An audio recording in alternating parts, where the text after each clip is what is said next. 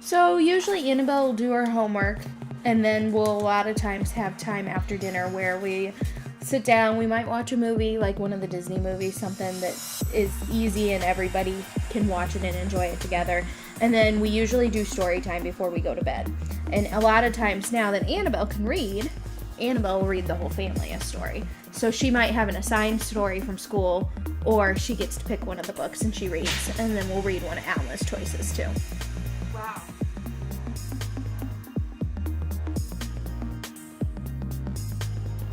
You know, I have these kids, and I've always been a reader, always. My husband can tell you, to this day, I still read. When I was completing my master's degree, I still challenged myself to read 365 books in a year, which means at least a book a day, right? And I did it last year. And this year I wasn't going to do it, but I just started listing all the books, and I am well ahead. So I've always been a reader. As a kid, I was that one that instead of going outside wanted to read.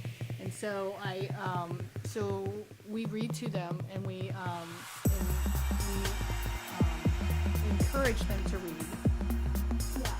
So I know that you are a big reader, and you read books for the kids, my father, and pretty much. Yes, So, we do.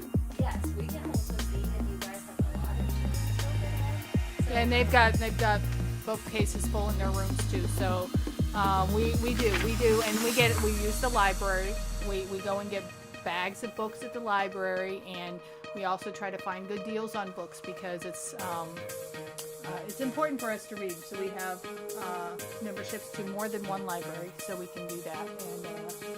And then we got to the point that Harper actually pre-ordered her first book. She was so excited about. So she's past that stage now. So it's good.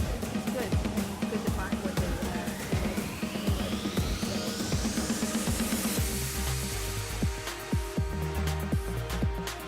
I feel like reading is really important for kids because it helps develop their language, and they might develop language in a way that's different than they would if they were just learning from modeling the people around them.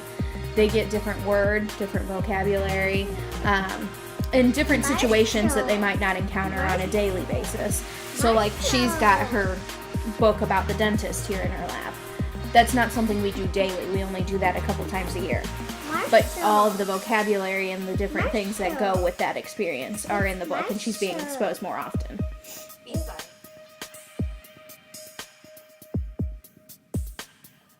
In the school they go to, they emphasize reading because they know that's important. So she's able to read quite well because she's been practicing since she was 4, and he started practicing when he was 4 as well last year. So he's getting better. You know, he's not, of course, as fluent as she is, but it's very important to have that daily practice and to actually, you know, and not just have them read, but to read to them as well. I did hear they said that they mentioned that mommy and daddy usually read books for them, story at like bedtime or before they go to sleep. Yes. Story from very young age. Yes, we have been reading for quite a few years. Usually it's my husband that is reading to them most nights because he feels that that's what he wants to do. So when he's out of town, it's usually me. And I find something different because he started reading chapter books to them, so I don't take over that. We also get books from the library, and if we get the smaller picture more type books, we'll read 4 or 5 of them because they're shorter. And so we do think that is important. So we always do that. Why is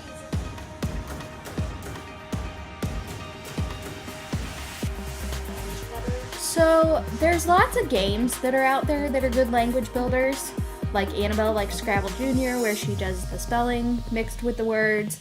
And we do a lot of games with Alma that incorporate like the colors and different shapes, things like that at this age, counting, that helps her learn those words as well. So those would be good language builders as well. And then there's a lot of kids programs now. I feel like all of the kids programs are geared towards learning the language now. That is awesome.